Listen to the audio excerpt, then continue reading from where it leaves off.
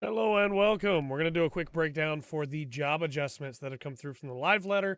Live letter is currently on break, and I'm going to see if I can get this video done in between because who knows what's coming up next, right? But we have the letter from the producer live, part 6.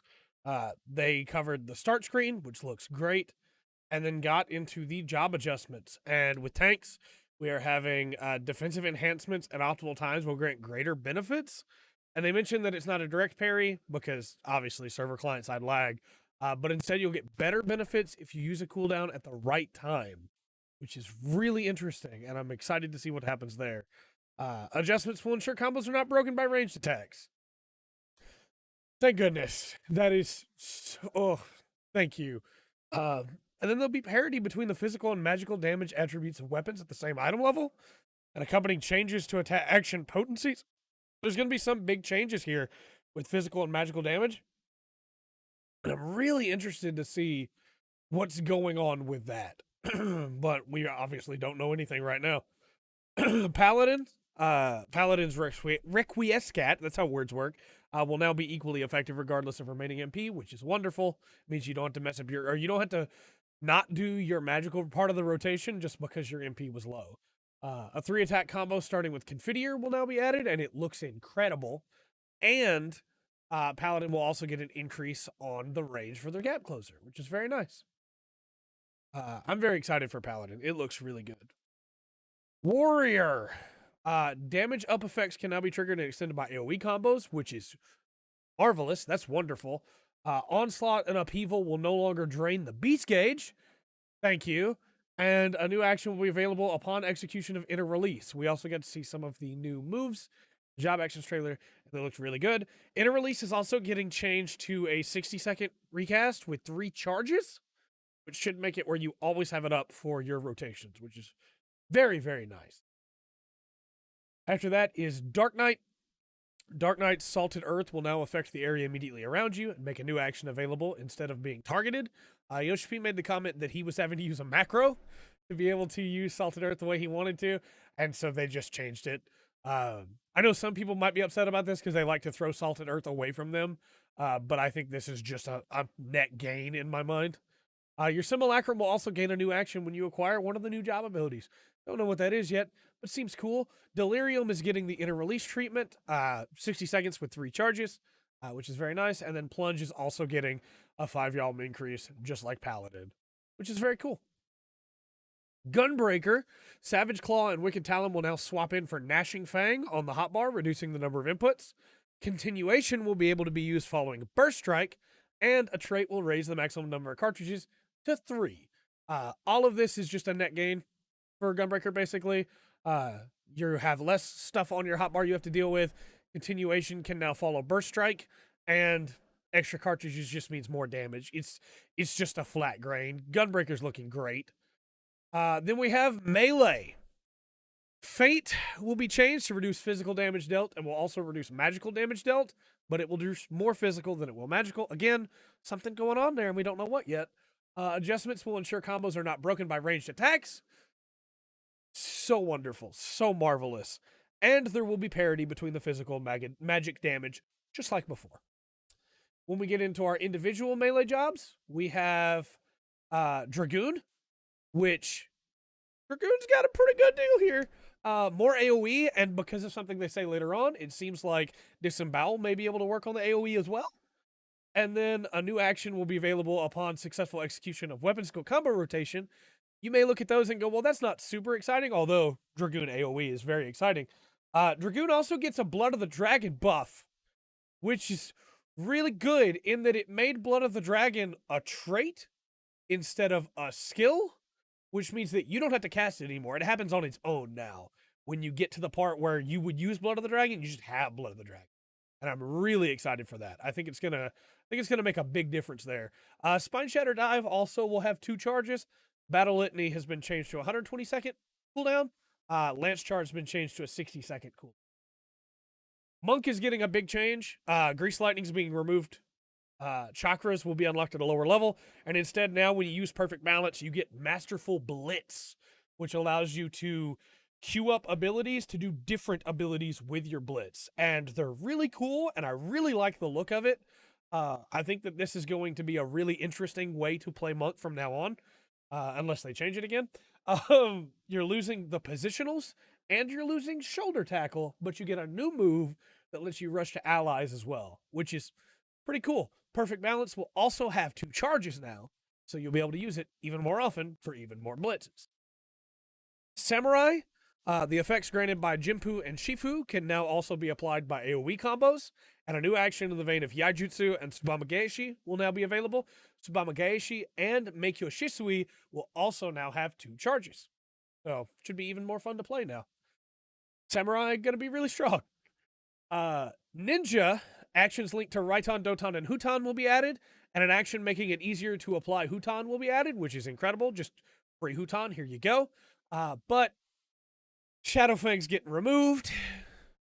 Kind of a shame. I liked having that dot, especially because you could put it during the trick window if you built skill speed.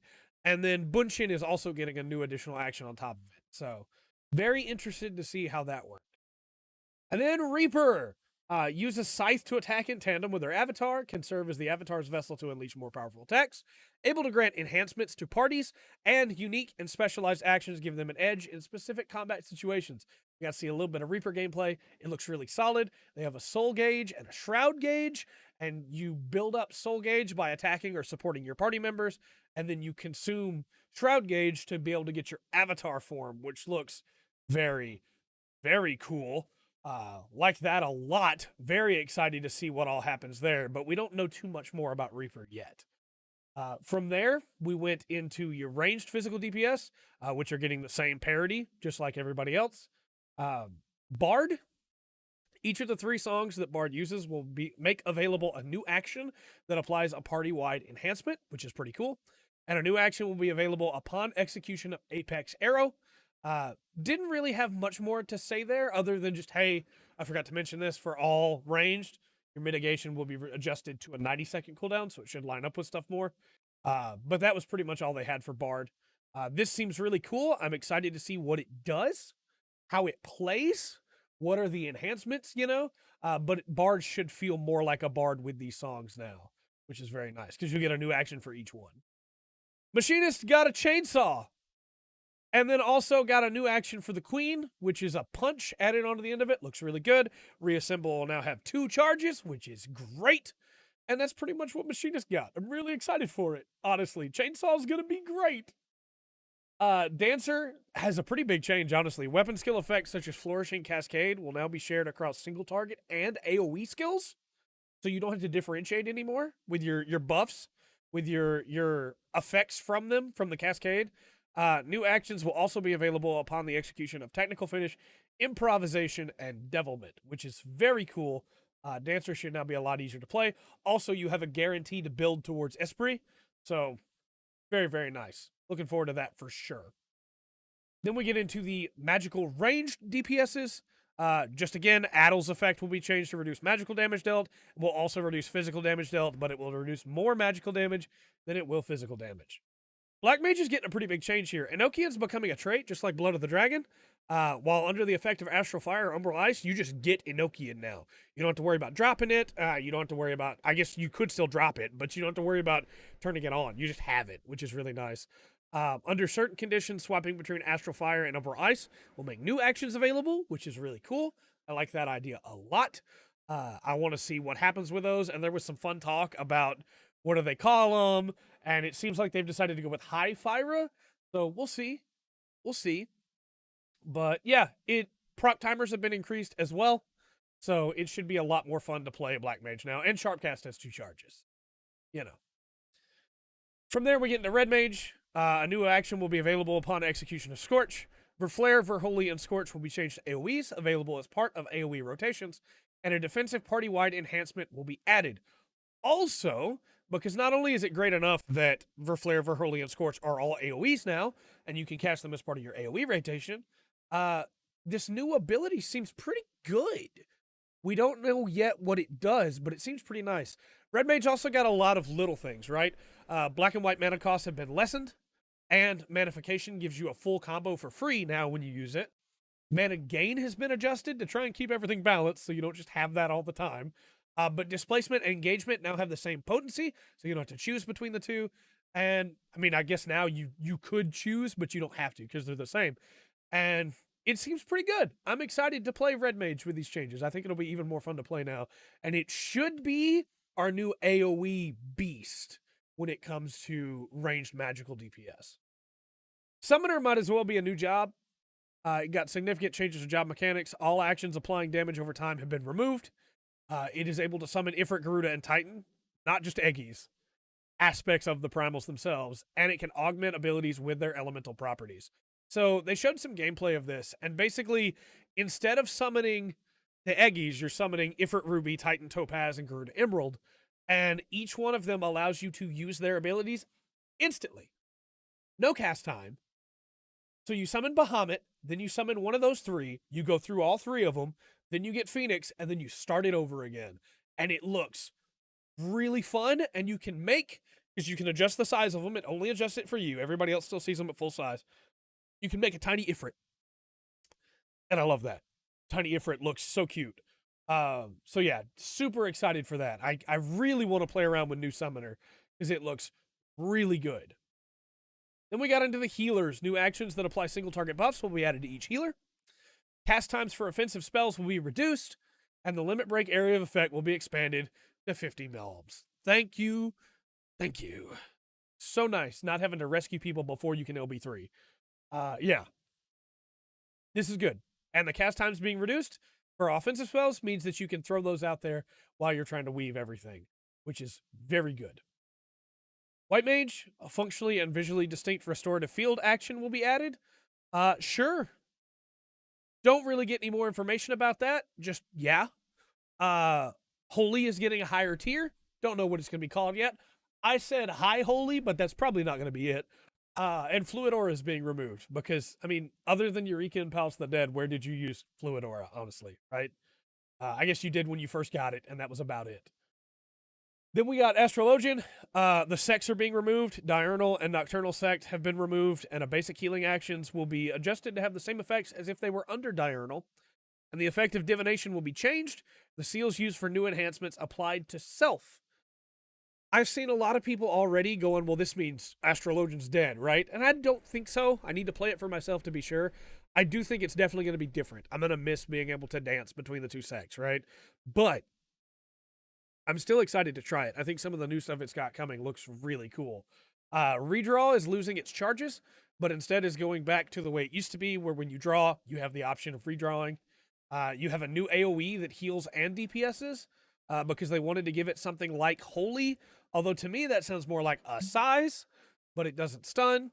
I don't know. We'll see. This is one of those classes where I need to play it myself to see how I feel about it, because just hearing what I'm told doesn't fill me with a lot of confidence. Scholar, a unique job action which can enhance the party's movement speed even during combat, will be added. And they were really careful to balance this so that it wouldn't make it where everybody demanded a Scholar be in the party at all times. And it does not overlap with Sprint. That's basically all we got for Scholar. But sure, I'm down for that. Make everybody faster so they can get out of AoEs faster, and maybe they don't die. Sage. We got to see some Sage play, and it looks really good. Sage can use instant barrier heals by building up an Adder's Gall. It has a stance that lets it do dots. It has lasers. It has a boost. It looks really, really cool, and I can't wait to play it, but we don't really know anything else about it at this time, you know? So, I know this video is kind of short. This is just going over the job adjustments that are coming, and this is all not final, and none of this has been given damage potency numbers or anything like that yet. We'll be going over all of that once we have those. We'll do a full breakdown of the job guide when it changes, with all the new abilities, all the abilities that are leaving, all the potency changes, just like we did for Stormblood, just like we did for Shadowbringers. But with all that said, let me know your thoughts on these job adjustments, and until next time, I've been Trey. This has been The Full Spectrum. Remember to always enjoy the full spectrum. An FF14 Endwalker has to offer.